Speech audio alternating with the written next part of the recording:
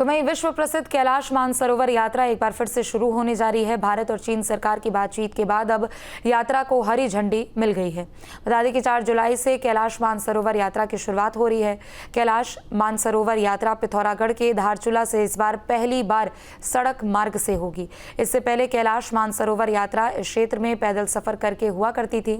ITBP northern front के IG Sanjay Gunjyal ने बताया कि इस बार यात्रियों को नया अनुभव मिलेगा। पहले यात्रियों को कई किलोमीटर पैदल सफर करना पड़ता था, लेकिन इस बार सड़क मार्ग से ही वो अपनी यात्रा को कर सकते हैं। 30 जून को कैलाश मानसरोवर यात्रा की टोली सबसे पहले दिल्ली पहुंचेगी। तो कैलाश मानसरोवर यात्रा जो कि 4 जुलाई से शुरू हो रही है और पिथौरागढ़ से इसकी शुरुआत होने वाली है। 5 जुलाई को धारचूला के लिए पहली टोली जो है वो रवाना होगी। फिर 6 जुलाई को धारचूला से गूंजी के लिए यात्रा का पड़ाव शुरू होगा।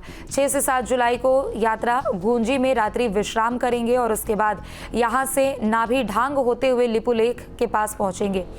तो 4 धाम यात्रा की शुरुआत के साथ साथ कैलाश मानसरोवर यात्रा की भी शुरुआत हो रही है। पहले 22 से 25 दिन की यात्रा हुआ करती थी, लेकिन अब यात्रा में कम समय लगा करेंगे। अब कैलाश यात्रा 18 दिन में ही पूरी हो जाएगी। पहले जब रूट था, उस रूट में चाहे इंफ्रास्ट्रक्चर के लिहाज से चाहे रोड ना होना हो या कई जगह पे मोबाइल नेटवर्क नहीं था। अब 3G 4G network already in सभी एरिया में है। इवन गुंजी में और बाकी जगह पे आप कम्युनिकेशन सिस्टम अब इस्टेब्लिश हो चुका है। तो उस लिहाज से काफ़ी एरिया डेवलप हो चुका है और केएमवीएन ने भी जो अच्छी तैयारी की है, रहने की स्थिति भी काफ़ी बेटर हो गई है। तो उस लिहाज से ये ज़्यादा सुविधाजनक, कंफर्टेबल है। और इस बार क्योंकि काफ़ी सालों बाद किया जा रहा है, तो पूर्व में 18 बैचेज जाते थे और बड़े बैच होते थे। इस बार इनिशियल स्टेज में MEA के द्वारा इसमें 5 बैचेस का ही प्लान किया है और 4 जुलाई से ये स्टार्ट किया जाएगा। यहाँ रोड से जाना है और लिपुलेख पास के दौरान थोड़ा बहुत पैदल चलना पड़ेगा और इतने ऊंचाई पे 17 और 18,000 फीट पे अगर आप पैदल चलते हैं तो फिजिकल फिटनेस के साथ साथ जो सबसे की है सक्सेस का वो है एक्लिमेटाइजेशन।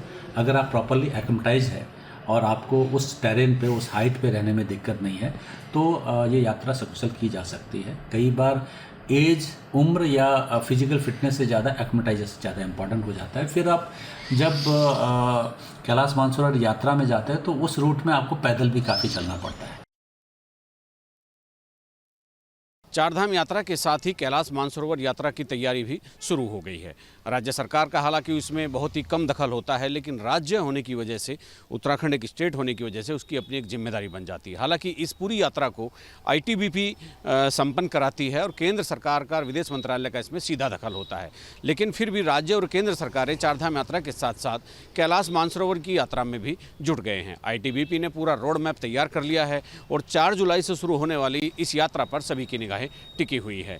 और 4 जुलाई को ये सभी तीर्थ यात्री जितने भी होंगे जो कैलाश मानसरोवर की यात्रा करेंगे वो टनकपुर पहुंचेंगे और वहां से ये यात्रा शुरू होगी। कुमाऊं मंडल विकास निगम की बसें और उनकी बुकिंग, उनकी वेबसाइट, वहां पर वो सारे रजिस्ट्रेशन की बात है।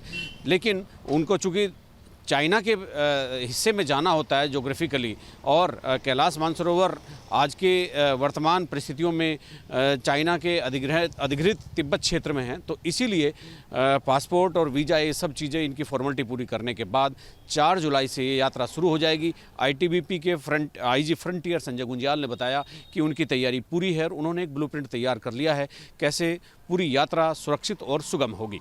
अपने सहयोगी कैमरामैन सोनी कुमार के साथ न्यूज स्टेट के लिए देहरादून से अजीत सिंह राठी।